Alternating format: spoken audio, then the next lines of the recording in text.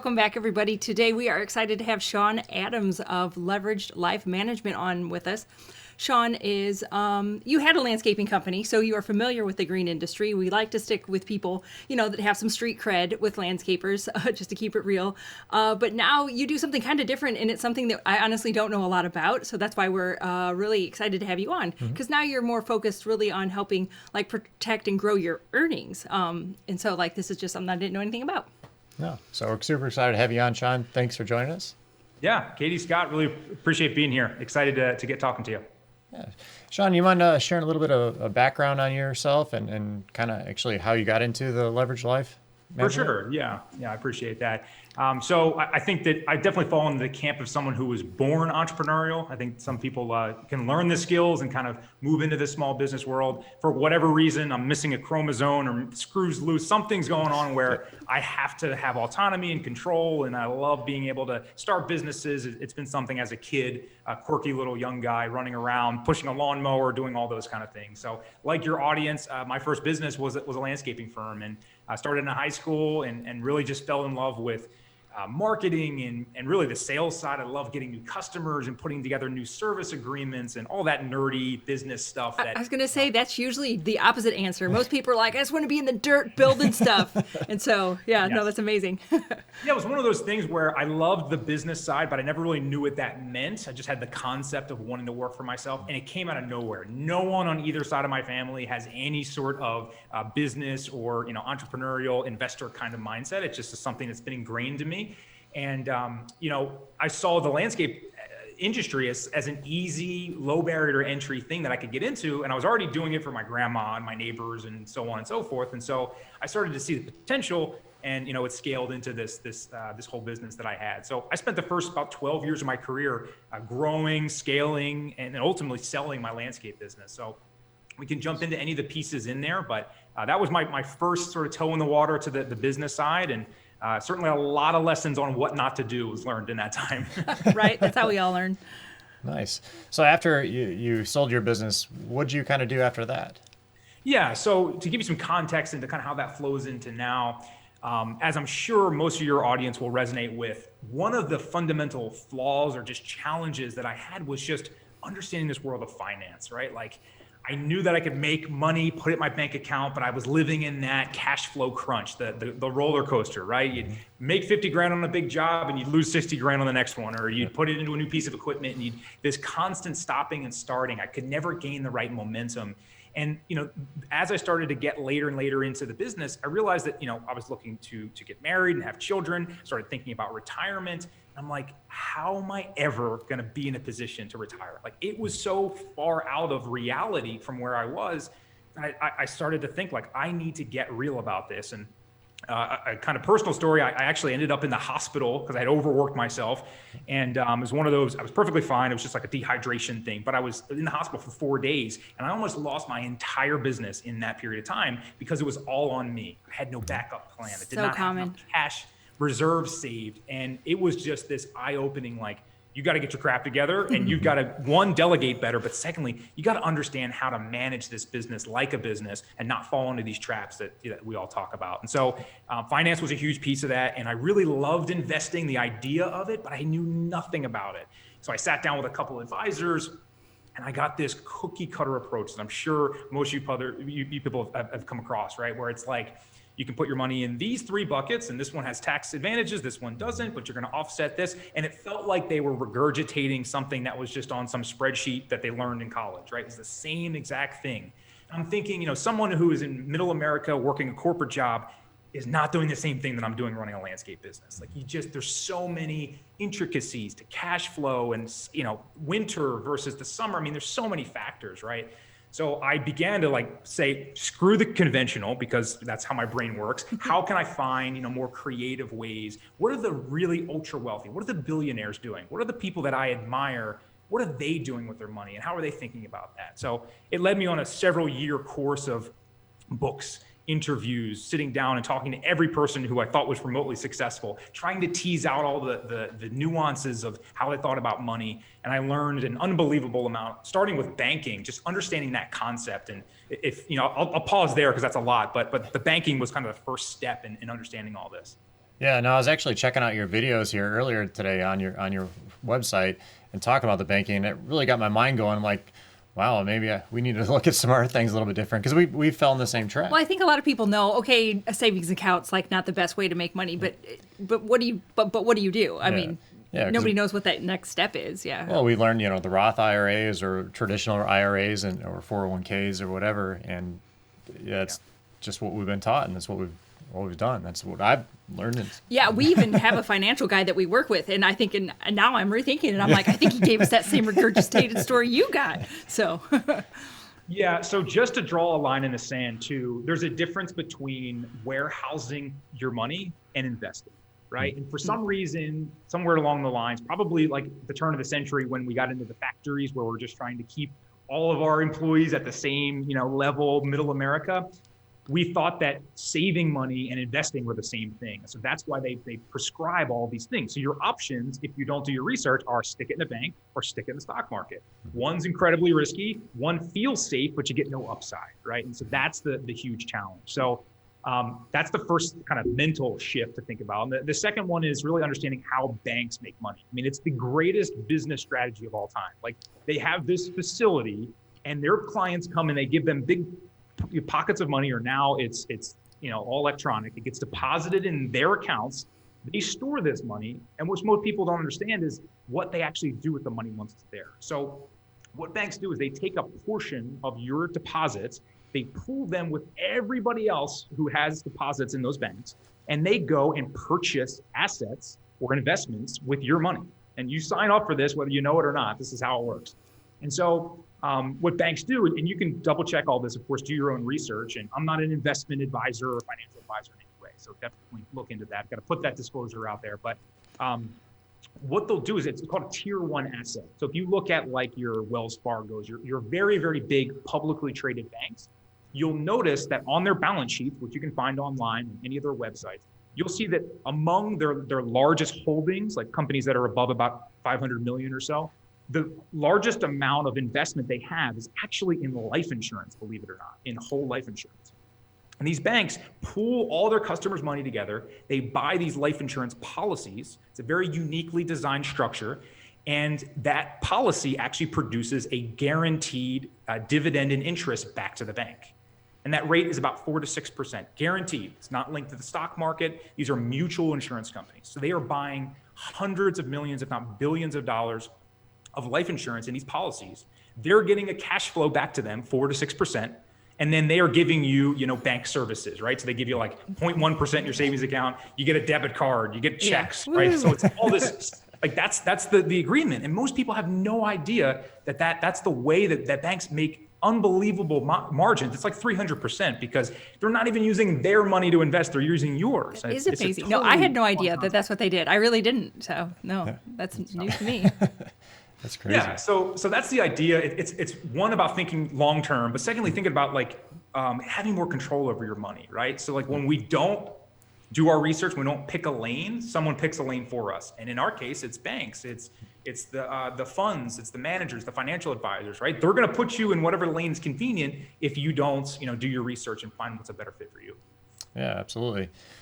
So now, we'll take the landscapers for example. They start making some money. Do you have a way that they can actually grow that money better than like a traditional IRA or Roth IRA or anything like that? Exactly. Yeah. And so again, not so much from the investment standpoint, because people might be hearing 4 or 6%. Oh, I can get better than that in an index fund. I can get better than that in real estate or XYZ. It's not about, again, the investment, the end vehicle you're putting it in. It's about the warehouse. Where is the cash actually sitting?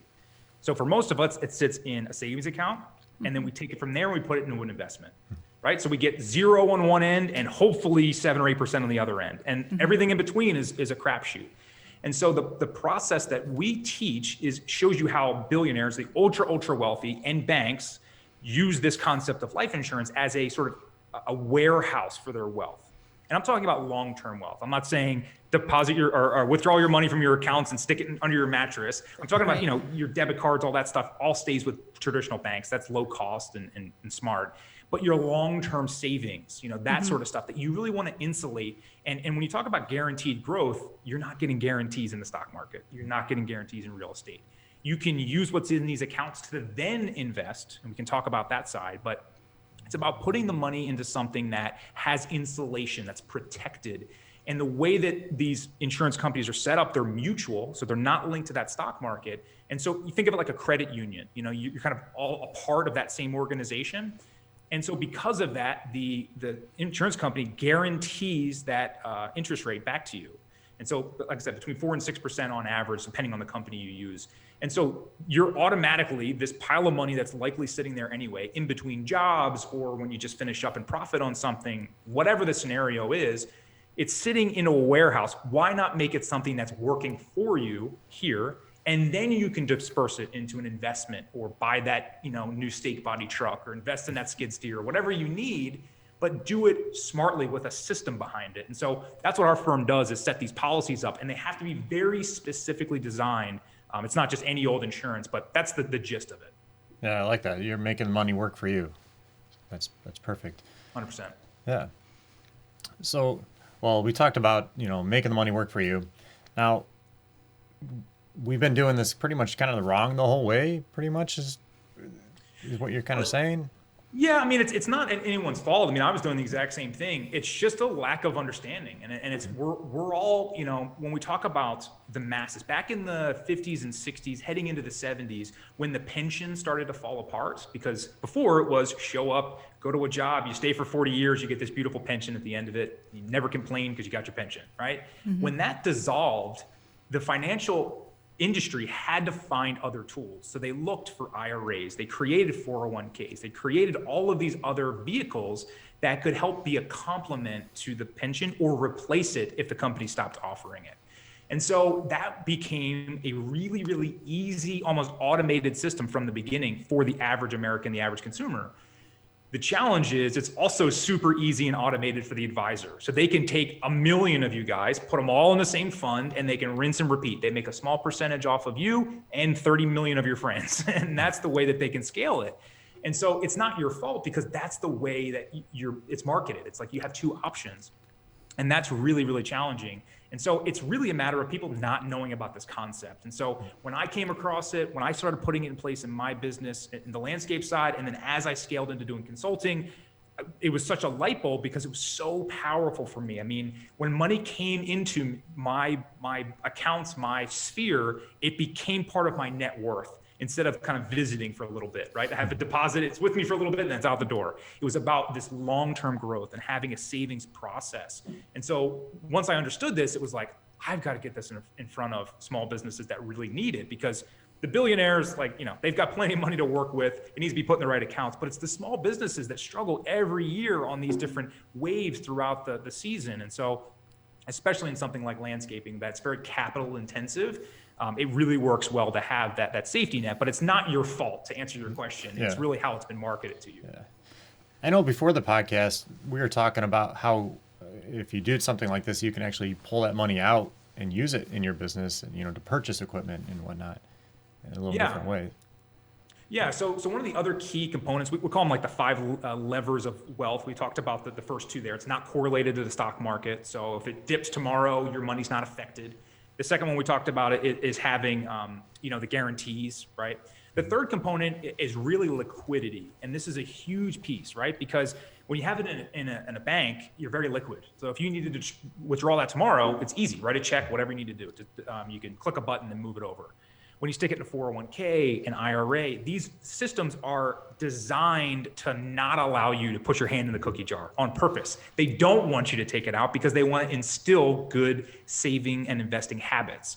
And so that's great, again, for the middle America person who needs that. But for a small business who has these other concerns, there's time frames, there's new investment opportunities, things come up. You just need access to your money. After all, it is yours, right? And so the concept is we want to be able to access that too. like we can from a bank. And so when we deposit money into one of these policies, obviously there's a death benefit component and the whole life insurance side, which might be beyond the scope of one podcast. But the other piece is really when we're depositing cash in there, it grows a cash value. It's the equity, the amount of money in that account. And the most unique thing about these life insurance policies is it's actually accessible in this concept that's sort of like using your money in two places at once. The way that it works is through what's called a policy loan. So it's almost like pulling an equity line of credit out of your home. You know, when you have, let's say you have a $200,000 mortgage, you've paid $100,000 into it, you have $100,000 in equity. You can go to another bank and refinance or pull that 100,000 equity out. It's technically liquid that you can use. Same concept in these policies where you can actually take a loan out from the amount that you have in your account and use it for whatever you want. And there's no limit. It doesn't have to be used for certain purposes. It literally, you want to go buy a Ferrari, you want to go pay your mortgage, it doesn't matter what it is. And it's also a personal contract between you and the insurance company. So I don't know about you, I just tried to refinance through another means, and it was a nightmare. The amount of paperwork and credit checks, and it's a whole thing. With this insurance company, the money is in your account already, right? So you're not taking a loan from someone else's money, it's your money. Mm-hmm. So you're gonna take a loan out from your money and invest in whatever you want. And now the insurance company, there's a cost to it. They will charge you an interest rate that's typically between 3 and 5%, depending on the bank, the insurance company. But you can basically, because your money that you have in that account continues to grow as if you took the money out or not, right? It doesn't matter if you did. So if you had $100,000 in your account and you took $50,000 out to go buy a new truck, the insurance company is going to say, okay, well, we're going to charge you interest on that $50,000 that you took out, but your original $100,000 that was in that account continues to grow at that 5 to 6% compounding interest, as if you never took the other 50 out. That's nice. Yeah. So that is a huge component, because when you have a large amount of money in an account, even if you have $5,000 in an account, the biggest drain of wealth is interrupting compounding growth. Because when you remove it, you no longer lose that, you don't have that large amount to compound on. So I just want to stop there, because that's a little bit of a foreign concept. Does that make sense? Oh yeah, no, we looked before into taking some money out of our accounts, and they hit you pretty hard with some of the penalties and interest and stuff on it. It's kind of shocking how much they hit you. Is that kind of the same thing here, or a little less? I know you talked a little bit, but yeah. So in traditional, what are called qualified retirement plans, your 401ks, your SEP IRAs, all that kind of stuff, it's normally at least 10%. Sometimes it's 15% that they hit you. Now, remember, this is your money that you're putting in an account, right? It's not some foreign amount that you stole from someone. This is stuff you worked for. And so this is what always bothered me being entrepreneurial. I felt completely out of control. So you're incentivized or de-incentivized to remove the money from the accounts. With an insurance policy, it is your money. And because it's a personal contract between you and the insurance company, the only charge that you have is your interest that they're going to charge you if you take the money out. But you can do it anytime you want. For example, I just invested like a few $1,000s in some marketing that I was doing for my business. I went over to my policy on my portal. I clicked in, I want X amount of dollars. And I think it was in 48 hours, 72 hours, so that amount was deposited in my account. Nice. No questions. There's no underwriting. It's your money. You pull it out. There's no extra fees other than the interest you pay. Mm-hmm. But again, you're already earning money on that. So one of the concepts to think about is like, you're paying interest whether you are loaning out the money or not, right? So like if I loan it from a bank, I'm paying the bank interest. So why wouldn't I give myself the interest and almost loan from myself and replace the bank from the equation if I can? Mm-hmm. And so that's the whole concept of it. You'll hear it be called like self-banking or privatized banking, because that's kind of the concept for some of these larger purchases. That's kind of the idea. Very cool. Is there any kind of obligation then to return? Like, say you took that 50,000 out. Is there any like, okay, you've got X amount of time to put 50K back in? I'm glad you brought that up, because that's a huge other piece of this is flexibility. It's one of the other kind of ideas behind these levers. Again, having full autonomy and control, because it's a personal private contract and your money is in that account. It's what's called self-collateralized. So you do not have to pay the money back. So if you loan out that $50,000 and you use it to buy a new home, invest in a truck, whatever you do, you're going to pay interest on that money that you took out continuously, but it's collateralized. So if you were to die tomorrow and not pay a penny back, the death benefit, because remember it's life insurance, right? So let's say it's $1 million death benefit. So if Scott, if you passed away and the $1 million would go to Katie, if you had any loans out, the $50,000 would be taken right off the top of that death benefit. Okay. Nice. If you didn't pay anything. Okay. So the interest will continue to accrue. Go ahead. Okay. So it does get taken out then. You have somebody like at the end, at the end, like death end. So, okay. No, I had another question. Okay. So even if you take money out, it continues to accrue that interest, or like you said, on the original 100,000. So then if you say you put in more, so at some point you have 150,000 then. Yes. But then you take some more out. Then does it stay at that next rate? Like, does it always stay at the highest amount you put in, or does it always accrue the interest on like the original amount you put in? Yeah, the total value of the account. So if you just keep, and that's the point, right? So there's when we set these accounts up for you, we establish on an annual basis what's the maximum you would like to be able to fund it for, and then we can set up kind of what the minimums are. So we set the ceiling and the floor for you. So most people will say, look, I wanted the ability to put $50,000 a year in. If I have a good year, close a big job, I want to stick 50 grand in one of these policies. I don't want to bill for $50,000 worth of insurance, but I want to be able to put that in there. So we can structure it so that the insurance expense is shrinked down, and you have this ceiling of 50,000 in this example to fund into the account. So let's say you put 30 in one year, 50 in the next, 10 in the next, and so on and so forth. It will just keep growing that value, and it'll keep gaining interest on the total amount that you're putting in. Okay. And one other note on the loan component. So it is collateralized, like I said, so it will be taken out of the death benefit, but also you can pay it back any way that you want or not at all, right? If you don't pay it back at all, it'll be taken off of the death benefit at the end of your life.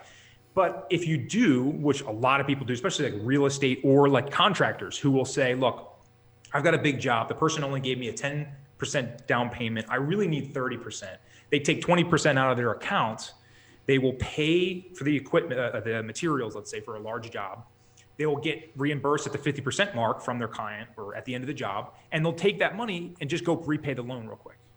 That's nice. So you can pay it back in 1 year, 2 years, no year, whatever frequency fits you. And from a small business perspective, and most people's experience with banking, this is very revolutionary because it's like very rigid and you do what we say or you're screwed type of thing. And this is much more of a flexible, fits a small business really well. Yeah. And I like that you can put large sums of money in, because, with some of the traditional things that you can only like put in 6,000 a year or whatever, hey, if you've got a big chunk sitting around, throw it in there. That's what I ask. Is there any limit to that, or minimum amount, maximum amount? There isn't. I mean, we have people coming out of college that have $100 a month to put in one of these accounts. We can go as low as that. And we have clients that say they have got $5 million and they want to put in. There's no maximum.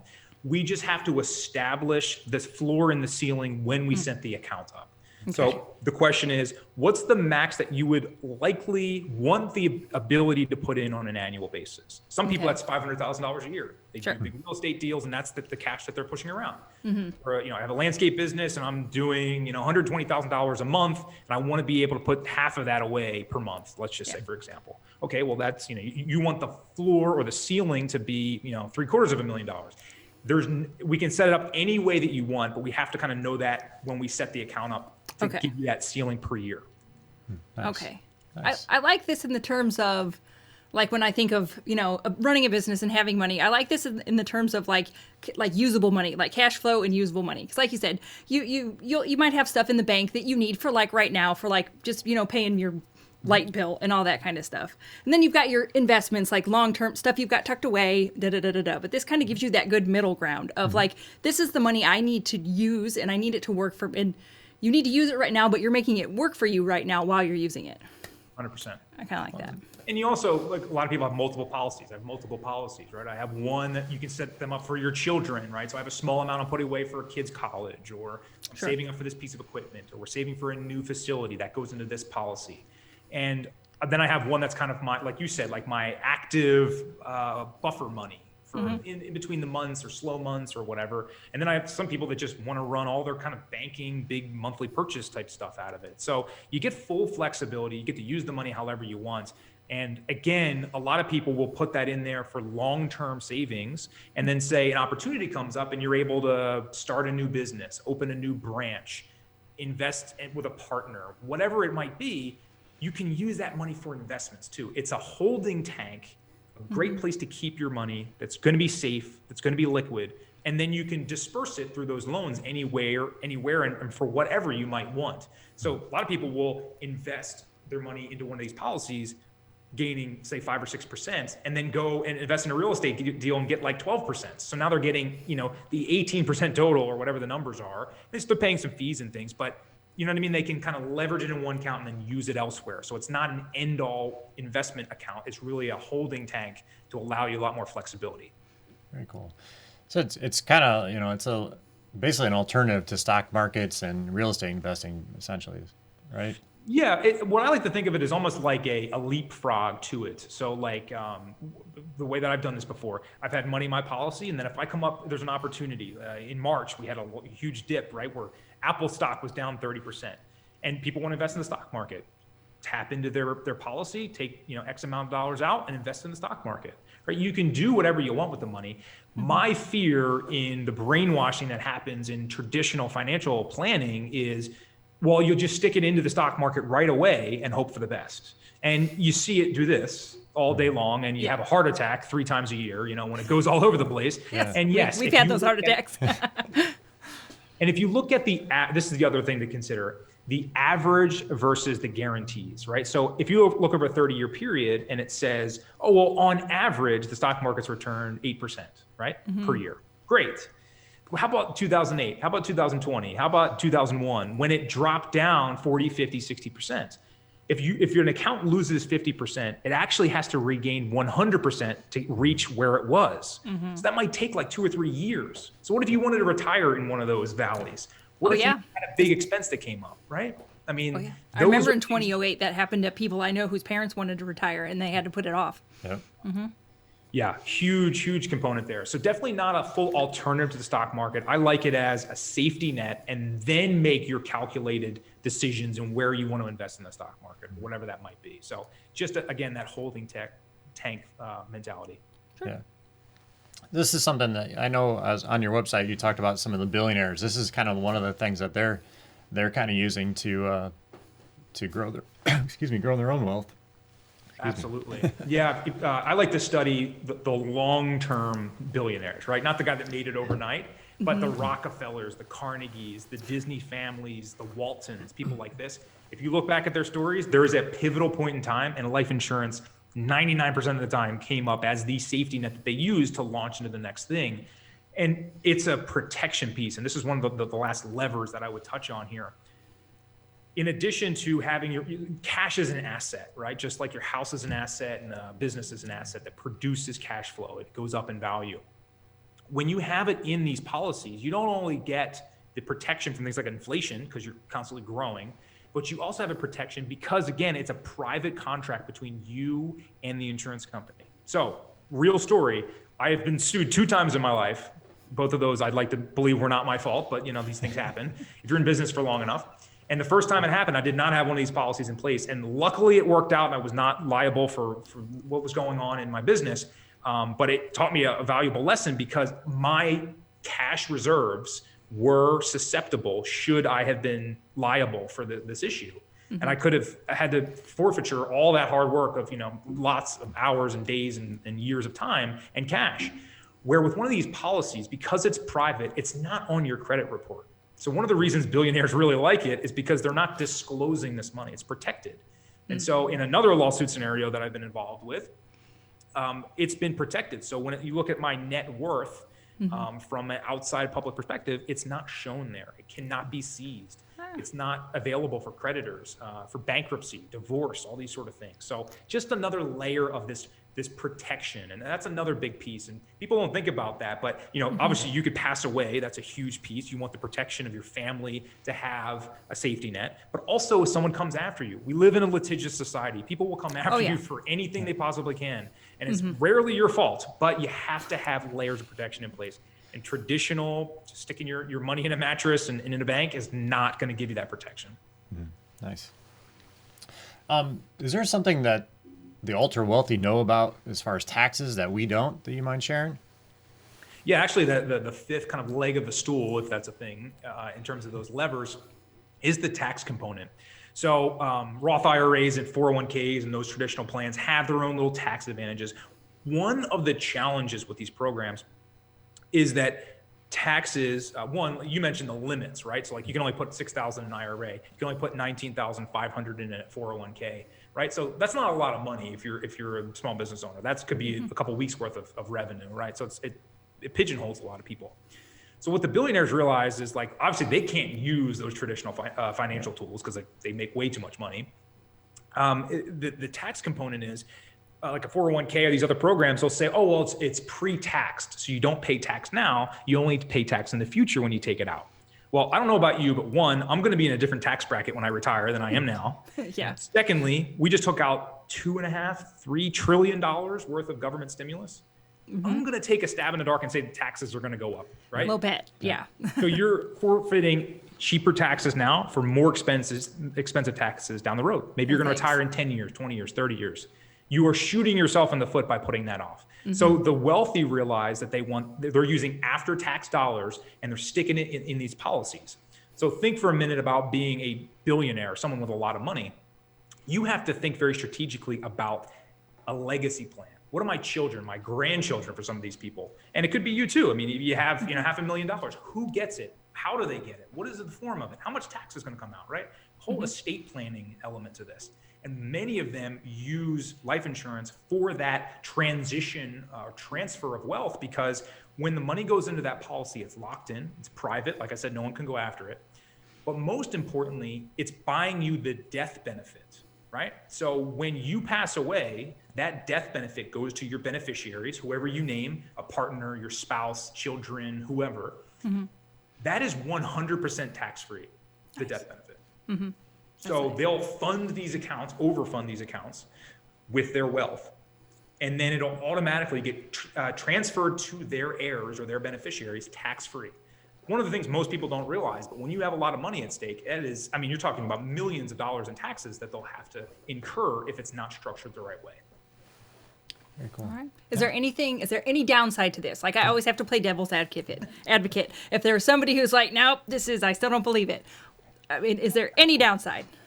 Yeah. So, I mean, there's no perfect solution out there. Well, exactly. I'm painting all the pretty things here. Yes. So one of the major downsides is in the first couple of years. So this takes time to grow, right? So when you first fund one of these accounts, remember, you're putting money into a policy and you're buying a death benefit.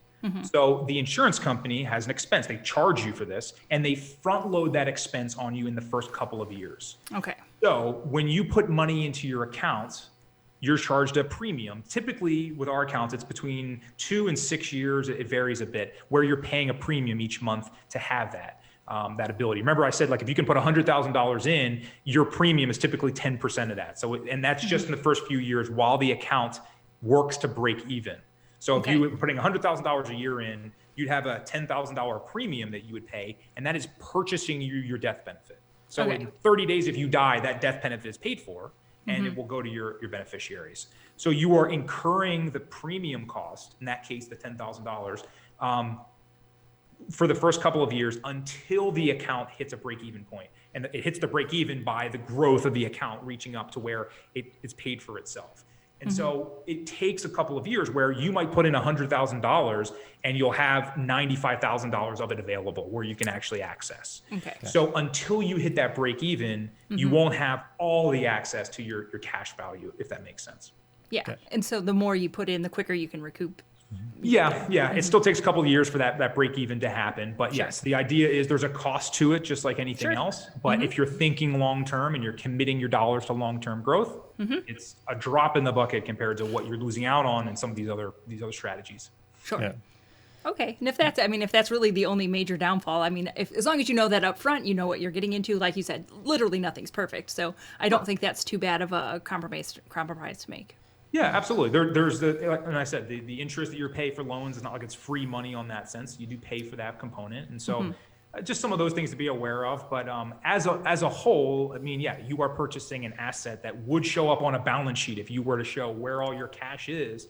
You know, a lot of people talk about that part of it, but I mean, I am a big believer, like the Robert Kiyosaki, Rich Dad, Poor Dad, like Yes. you purchase assets, things that are only going to appreciate, not Yes. things that might appreciate if you get lucky and everything goes perfectly well. So yeah, I Right. mean, nothing's perfect, but yeah, as far as an asset goes, you're certainly purchasing one. Yeah, is there a way to protect your assets from creditors and bankruptcies and everything? Yeah, so there's a couple different ways to do it. Gets kind of complicated in the weeds a bit, but there's all kinds of irrevocable trusts. There's ways you can structure. We were actually talking with another firm that wanted to insure their employees. Actually, this is a whole thing that is a little expensive for a small business, but it is possible. If you have like a director of operations or a key man, you can actually take an insurance policy out on those people as if they're assets. Same thing with your business, and same thing with some of the other ways you do it, right? So you get insurance on your car and your health and your house, and same idea. You can take these policies out on employees. And you can actually cut them into the mix, and it can be like a retention strategy. We have somebody who funds an account, they own the account, they're the beneficiary, but it's in their key employee's name. So if their employee were to die, and they would incur a huge loss, obviously for that personal relationship, but also the business would suffer because that employee wasn't there, Right. they would get a death benefit from that person passing away. I had no idea. Okay. So what the companies will do is they'll go, that's great, just a good place to stick my cash, and it's protection. But secondly, what I'll do is I'll say my main key person, if you stay with us for 10 years, or you stay until you're 60, what you pick the amount of time, we structure the policy for you that they can actually get like a pension out of it. So it's going to be spitting off that 5 to 6%, hold that over 20, 30 years. And people say, look, I'll give you, $80,000 a year for the rest of your life off of this policy if you stay with me until you're the 10-year mark, 30-year mark, whatever it is. Yeah, that's amazing. So really cool, and get really creative with some of those strategies to help incentivize people for the long term.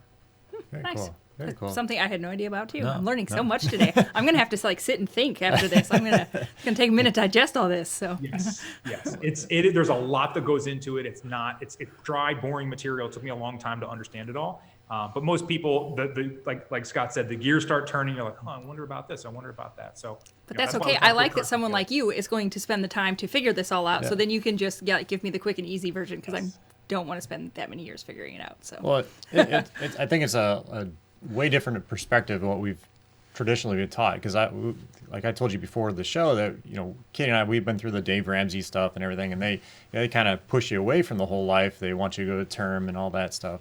I like this alternative, and the reason you've given us is totally blown my mind what they teach you. So Yeah. And I'm glad you brought that up because Dave Ramsey, Susie Orman, they are absolute behemoths in terms of spreading the message about financial literacy. They do an excellent job getting people out of debt. Never would speak badly about them. But they're trying to steer middle America who have 9-to-5 jobs, who work in this thing. And the best thing for them to do a lot of times is to spend $60 a month and get term insurance. And all that does is if they die, their spouse gets, $60,000 or something, right? It's a simple protection plan. Just like I liken it to like thinking about an attorney, right? When we think of lawyers, we think, oh my God, these slimy people that are always trying to raise their rate, right? So, but if you have a good lawyer, like somebody who is an advocate for you, who knows the law or whatever specific thing you need them for, they're a lifesaver. And most of them, the 1%ers, that's not the average lawyer, right? The average insurance agent, the average life insurance agent has no idea what I'm talking about. I've talked to many of them. Just like financial advisors, right? It's like, here's the box. This is what I do. I follow the leader, and that's what I do for 30 years. So you have to find the right advisor. I'm with Dave Ramsey and Susie Orman, who say that whole life insurance sold the way that everybody else does is a bad deal for the consumer. It really is. It's structured terribly. It's all structured to get really high commissions for the agent and have them pay a forever bill that really never collateralizes or breaks even. Where this strategy, again, it's all about structure. It's got to be set up in the right way. You find that good lawyer who really knows his stuff. He's worth his weight. He or she's worth their weight in gold, right? It's the same idea. All my team does is install these plans, these policies. We don't do anything else. I don't sell any other kind of insurance besides this because it worked for me, and I only can sell something that I believe in and that I would give to any family member, and that's a big part of it. that says a lot. Yeah, that's nice. Yep. Yep. All right, Sean. Well, you shared so much great information. You mind sharing how people can find you and Yeah, if they want to know more about this, if they're like, okay, yeah, maybe he's on to something, I'm all right, I'll consider it. How would they get a hold of you? How would they find you? Yeah. Yeah, I appreciate you offering me the opportunity to do that. It's a lot of information, and there's a lot that goes into it, so it can be kind of overwhelming. So, first resource would be if you really want to sit down, because every person has a different situation, a different amount of money that they can play with, where they are in debt, where they are with their assets. It's hard to speak in generalities when we talk about people's income. So the best place to do, if you go to my website, leveraged-life.com, leverage-life. You can book a free consultation. I call it like a life insurance audit, and we'll sit down. It's free. I do a Zoom call like this.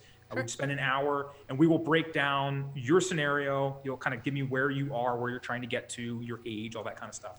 And I'll explain, how this whole thing would work, and we'll actually frame up with an illustration what it would look like if you put in this amount of money versus that amount of money, this amount of time versus that amount of time. So that is usually the best place to start, because we can kind of cater the message to the person because it is specific. That would be if you're really looking to kind of, dive in a little deeper. If you're looking to do some superficial research, if I look like some scary looking guy that you're not interested in talking to at first, definitely do your research. There's a lot of information out there. On that same website, we've got blogs and videos. Scott, you've looked at a few of them. I wrote an ebook too that explains some of this called The Billionaire Banking Blueprint. You can download, that's all free. So all those links I'll share with you guys. So if you want to go to the first camp and actually dive in and see what it would look like for you, book a free call, no obligation. Don't push anybody to any hard sales tactics. If you want to do a little more of your own superficial research, I would check out the website, look at the blog, and check out some of the videos first. Awesome. Nice. Thank you. We appreciate that. And I encourage everybody to go check out his website. There's, like he said, there's so much information on there. I was trying to read some here this morning. I couldn't get through them all because there's so many different great things on there. His videos do an awesome job of explaining everything, how everything kind of works. So definitely head over to leverage-life.com, leverage-life.com, and check that out. So. Yeah, no, thanks for sharing a different perspective with us. No, really appreciate it. Like I said, it's going to give everybody a lot to chew on. So, yeah, hopefully they'll stalk your stuff a little bit and think about it. So.